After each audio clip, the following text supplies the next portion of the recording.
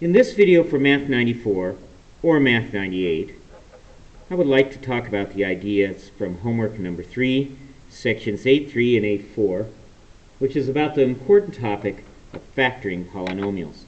These are like problems number 10 through 22 on the Math 98 homework. Factoring is the opposite of multiply.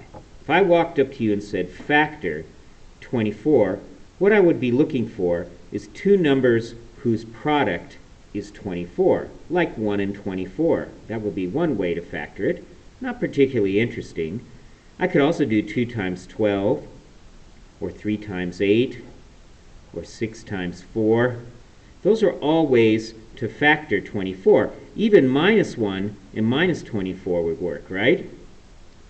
When I'm talking about factoring completely, I'm talking about breaking 24 up as far as it can go into prime factors, numbers that can be further subdivided. So for example, you might say, hey, 24 is 6 times 4, and 6 is 2 times 3, and 4 is 2 times 2. This is factored completely. Really can't break any of these up. Sometimes we write this 2 cubed times 3. The idea of factoring is pretty simple in arithmetic. We're now going to apply this idea to polynomials. For example, let's look at this, 10x squared minus 5x. Suppose I want to factor this. That means I want to break it up into 2 or more items where their product is 10x squared minus 5x. And the secret here is going to be our friend, the distributive property. Remember that? A times the quantity b plus c equals ab plus ac. Except now, I'm going to kind of go backwards. I'm going to be given this, and I'm going to look for that common factor, and I'm going to pull it out. So let's think about 10x squared minus 5x. 10x squared is 5 times 2 times x times x. And 5x, of course, is 5 times x. So I notice that both of these have a 5 and an x in common. And that means I could rewrite this way by having the 5x outside. And 5x times what is 10x squared? Well, that's 2x minus 5x times what is 5x? That's 1. And you can check that when you multiply this back in, this gives you this result. This is factored. This is sometimes called a factored form. And you can see that that is a product of 2 or more terms whose, when you multiply them out, will give you this term up here.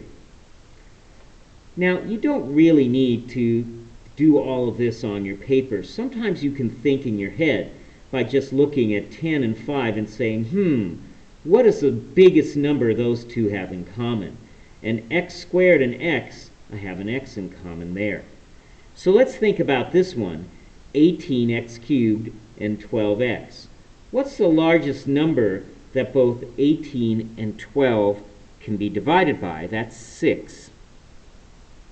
I'll leave myself a little space. 6 times what is 18? That's 3. And 6 times what is 12? That's 2. Now, I'm not done yet. What about these x's? I have x times x times x and x. So I have one x in common. X times what is x cubed? That would be x squared. And x times what is x? I don't need anything else there. If you multiply this out, you will see that this gives me this result. This process is called taking out the greatest common factor.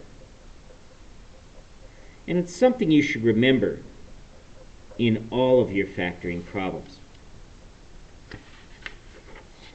Now let's get to a little bit more difficult topic, and that's the topic of factoring trinomials. If you remember, a trinomial is a polynomial with 3 terms. Because we focus on quadratics, most of our trinomials will be quadratics. And you might remember that quadratics have the form ax squared plus bx plus c. Now I'm going to show you 2 methods to do this. I greatly prefer one of these methods over the other, but again, like multiplying, I don't really care which method you use as long as you can do it. This first method is known as the AC method, and it involves taking the leading coefficient, the number in front of x squared, which in this case is 1, and multiplying it by the constant, which is 10. 1 times 10 is 10. Now, I'm going to factor 10 into two numbers, and I'm looking for two numbers whose sum is this number in the middle, this 7. So, what are the factors of 10? Well, you say, well, you could do 10 and 1, or minus 1 and minus 10. You can do 2 and 5, or minus 2 and minus 5. Now, what are the sum of these? This sum, so sum is 11. This sum is minus 11. This sum is 7. And this sum is minus 7. Now, which one do I want? I want this positive 7x. So what I'm going to do is I'm going to use this 2 times 5, whose sum is 7, and I'm going to split this 7x up into 2 times 5. So 2x plus 5x. Now, what you want to do is group these first two and these second two together. These first two, what can you pull out of here? What is the greatest common factor? That would be x. X times what is x squared? That's x. X times what is 2x? That's 2. What is the greatest common factor here? I'm going to say 5 and 10. I can take out a 5. 5 times what is 5x? That's x. And 5 times what is 10? That's 2. Now, if you've done this right for most of the problems, these two will be the same. And what we're going to do is we're going to factor those out. And that would give me x plus 2. And what's left over? X plus 2 times what is this whole thing? Just x. And x plus 2 times what is this whole thing? Just 5. So there we go. Now, one of the methods that I like, it's very similar, is called the box method. I think it's a little easier to deal with for most students. And just like before, what we're going to do is we're going to draw a box. And you might remember when we multiplied, we put the items out here and we filled in the inside. This time, we're going to start by putting the leading term, that x squared, up here, and the last term, that 10, down here. Now we're going to multiply these, and that gives you 10x squared. Like the AC method, I'm going to ask the question, what are the products of 10 that add up to 7? And I'm going to see that that's 2 and 5 again. So I'm going to write 2x and 5x here. 2x plus 5x equals 7x. I have x squared and I have 10. And see, I've just taken this polynomial and divided it that way. Now, look at this first row. What is the greatest common factor? X. X times what is x squared? Well, that is also x, so that goes up there. X times what is 5x? That would be a 5. And x times what is 2x? That would be a 2. So your final answer is x plus 5 times x plus 2, which you'll notice is identical. Let's try another one, a little bit more complicated. Here, if I do this by the AC method, I have a being 1 and c being negative 16, so AC is negative 16. Now, what are the factors of negative 16 that add up to this middle term, this negative 6? Well, after a little work, you will see that's negative 8 times 2. Negative 8 times 2 gives me negative 16, and negative 8 plus 2 gives me negative 6. So I could write x squared minus 8x plus 2x minus 16. I can group these together again. First 2, second 2. And I can look for common factors. Pull out the x. Pull out the 2. Notice I got an x minus 8, so I can write that out front. And what's left over? An x plus 2. Just using the reverse of the distributive property. I prefer the box. Same idea. I start off, draw my box. Start off with my first term, x squared. My last term, negative 16. What are the factors of negative 16x squared that add up to negative 6? Well, that would be negative 8x and 2x. So this adds up to negative 6. Now I just look at that first row. I get an x. X times what equals x squared? That's an x. X times what equals 2x? That's a 2. X times what equals negative 8x? That's a negative 8. So I have x plus 2, x minus 8. Same answer that I got here, just a different method. Now, for these problems on the next page, I'm only going to use the box method. If you want to try them using the AC method, that is fine. Let's start with this one. You can see these problems are a little bit more complicated. What makes them more complicated? That first term is not 1. That happened on those first two examples, but the box method and AC are both flexible enough to deal with it when this leading coefficient isn't 1. So if I'm using the box method, I draw my box, I take my first term, and I put it in this upper right-hand corner. My constant, put it here. Now I multiply these. I get 30x squared. What are the factors of 30 that add up to 31? Well, that should be pretty easy. That's 30x and 1x. Okay, look across that top row. What's the greatest common factor? You'll notice 10 and 30 give you 10, and x squared and x give you x. Now, 10x times what is 10x squared? That's 1x. 1x times what is 1x? That's plus 1. And 10x times what is 30x? That's plus 3. So this factors into x plus 3 times 10x plus 1. And you can check these by using FOIL or the box method to work.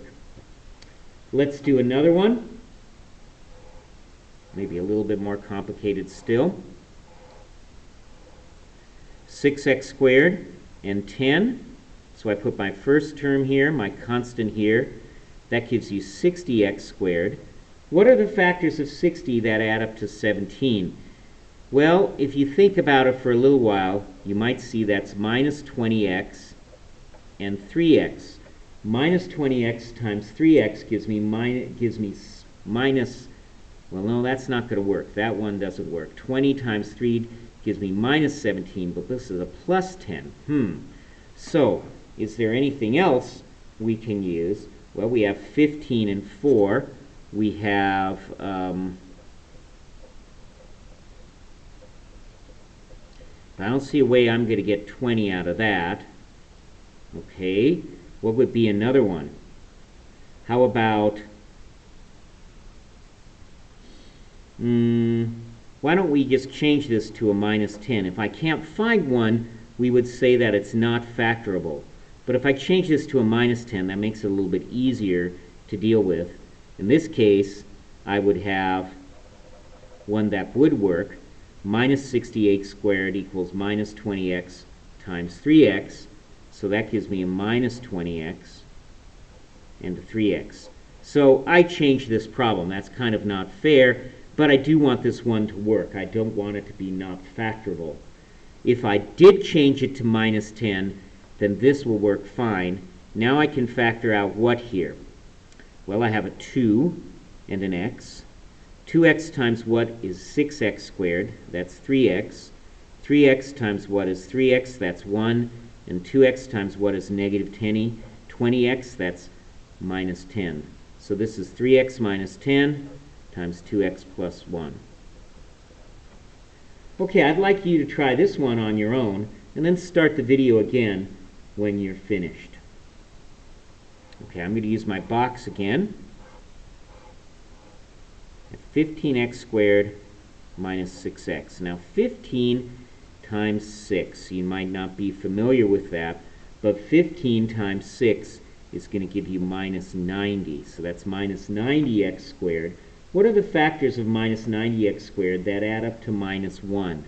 After a little investigation, you should see that's minus 10x times 9x, which is minus 10x and 9x here. 15x squared and 10x is 5x.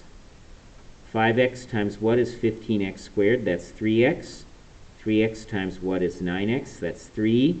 5x times what is minus 10x? That's minus 2. So 3x minus 2 and 5x plus 3. Factoring trinomials takes practice. You'll notice under the quiz I've put some additional factoring problems for you to practice. Those are just for practice. Those don't count, but you might want to try them. Let's talk about this notion of factoring completely. If you can, you want to try to first take out a greatest common factor. Now, in those problems on the previous page, there was no greatest common factor. But if you look at 6x squared minus 30x plus 10, for example, you'll say, hey, wait a minute. 2 times 3 is 6, and 2 times 16 is 32, and 2 times 5 is 10. So why not factor out this 10, this 2? That would give me 3x squared minus 16x plus 5. Now, that makes what remains a little easier to deal with, and I'm going to use my box method to do this. So I have 3x squared and 5. That gives me 15x squared. What are the factors of 15 that add up to negative 16? That would be negative 15x times negative 1. Now look across this front row. I get a 3x. And 3x times what is 3x squared? That's x. X times what is negative x? That's negative 1x. 3x times what is negative 15? That's negative 5. So 3x minus 1 times x minus 5. Okay, here's another one that I want you to try. You might want to try this on your own. First, look for a greatest common factor. Okay, here's greatest common factor I can take out. Again, it's a 2, and I'm left with 5x squared plus 2x minus 3. And we can use our box method again on what remains. 5x squared and minus 3 gives me minus 15x squared. Factors of minus 15 that add up to 2 would be 5x and minus 3. If you pull out a 5x here, you have that.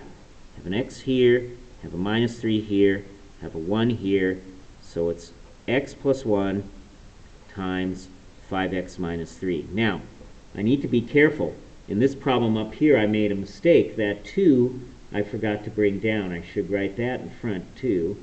And here, I should write this 2 down in front here. Okay, so that is what we mean by factoring completely. Well, let's look at some special cases. These are special products.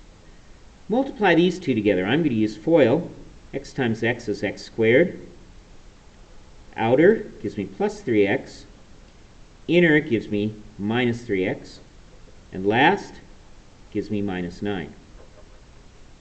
So if I reduce that, that gives me x squared. The 3x and the minus 3x subtract to 0, and I get minus 9.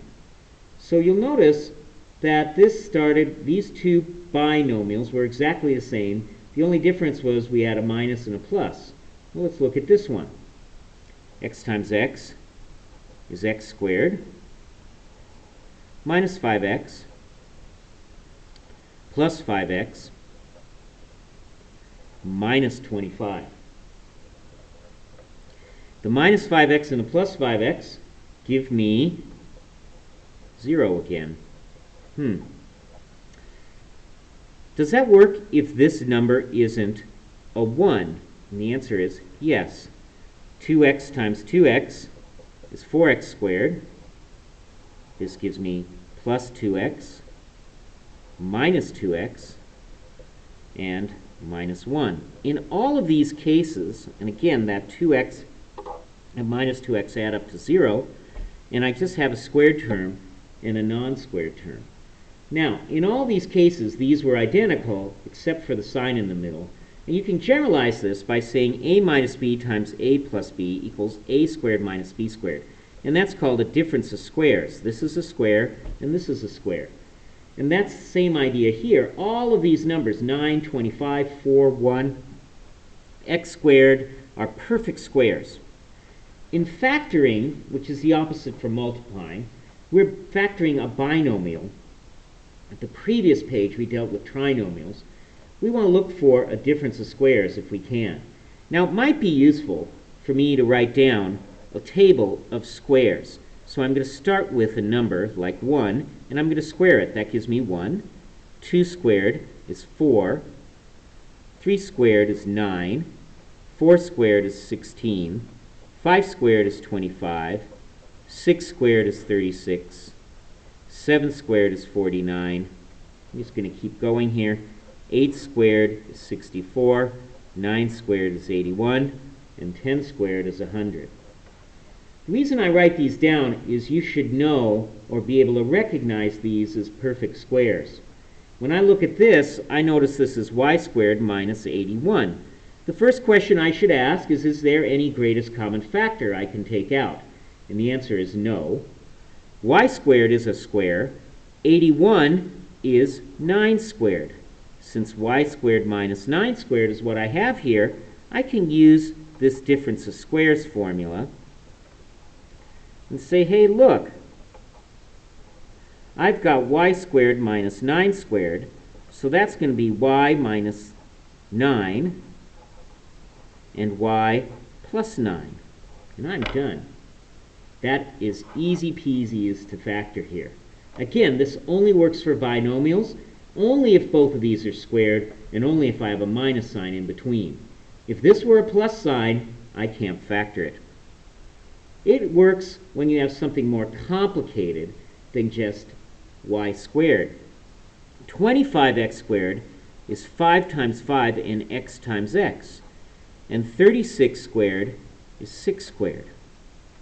So I could write this as 5x minus 6 times 5x plus 6. Again, using that difference of squares formula. Another special product is this idea of a perfect square trinomial. Now, perfect square means you multiply something by itself, and a trinomial means you have 3 terms. So if I look at x plus 5 squared, remember how to do that. We do x plus 5 times x plus 5. And if I use FOIL or the box or the distributive property, I get x squared plus 10x plus 25. Here, if I do this, x minus 2 times x minus 2, I get x minus 2 squared. I get x squared minus 4x plus 4. And I want you to notice here that if I have a plus b squared, this is a squared plus 2ab plus b squared. A squared here, a is x and b is 5, so this is x squared. This is 2 times 5, right, times x, which is what we have there, and 25 is 5 squared. Here, a minus b squared is a squared minus 2ab plus b squared. Here, a is x, b is 2, so I have x squared minus 2 times x, which is minus 4x, plus 2 squared, which is 4. It even works in these cases. If I were to factor this out, I get 4x squared plus 12x plus 9. 4x squared is 2x times 2x. 12x is 2x times 3, that's 6x times 2. And 3 squared is 9. You can summarize these in these little formulas. Some people like to use these perfect square trinomial formulas. I want you to recognize that they exist, but you can always factor a problem like this using the AC method or the box method. Let's take a look. So if I want to just use this using my special, I notice this is 2 times 9, and this is 9 squared. Because this follows this pattern, I can write down x, which is my a, minus, 9, which is my b, squared. And you can check that that's the correct answer. Okay, just a little more. Sum and difference of cubes. In your book and in some of the Watch It videos, it talks about how you can create this formula to get the sum of cubes and the difference of cubes. For example, x cubed minus 2 cubed. X cubed minus 8 is x cubed minus 2 cubed. It might be useful to have a table of cubes. All right, I'll do some.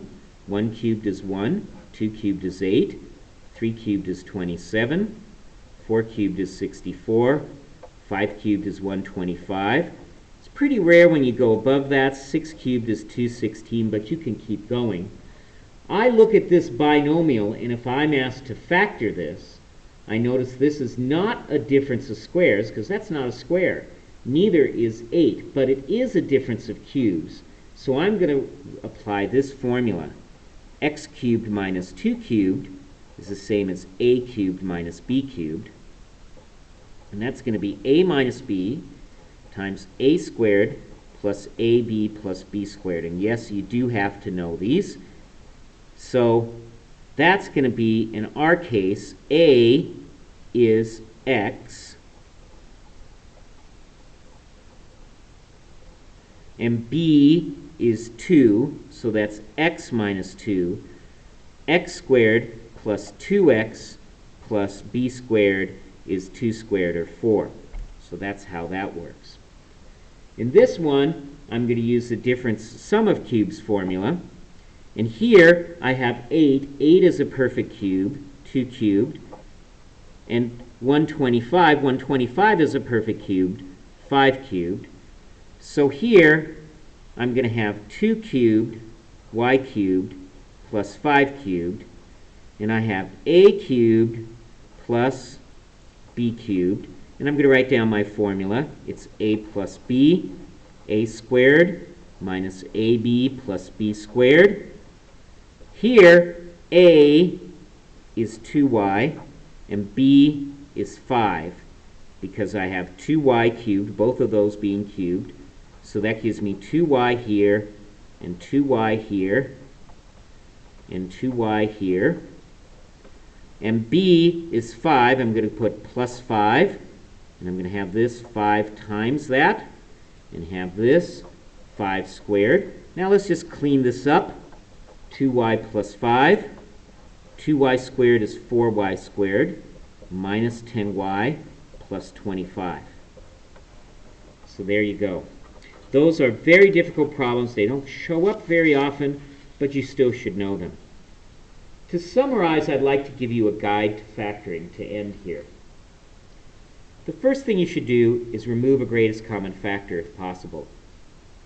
Then look at what remains. If what remains is a binomial, ask yourself, is it a difference of squares? If so, apply this formula. Or is it a difference of cubes or a sum of cubes? If so, apply these formulas. If after factoring out the greatest common factor, you're not left with a binomial, but with a trinomial, you can use the AC or box method to factor. Let's take a look at this one. First question asked, is there a greatest common factor? The answer is yes, 5. So I'm going to take that out. 5 times what gives me 20x squared? Is 4x squared. 5 times what is 45? That's a 9. Now, what remains? This is a binomial. Is this a difference of squares, a difference of cubes, or a sum of cubes? By the way, if it's none of those, It can't be factored any further. But you'll notice this is a difference of squares. What makes 4x squared? Well, 2x.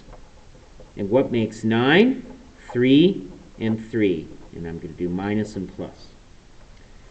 Let's try this one. Why don't you try this on your own and start the video again when you're ready. Look for that greatest common factor. In this case, you know 10, 4, and 6. I have a 2 in common. But not just that, I can also take out an x. 2x times what is 10x squared? That's 5x squared. 2x times what is 4x? That's 2x. 2x times what is minus 6? That's minus 3.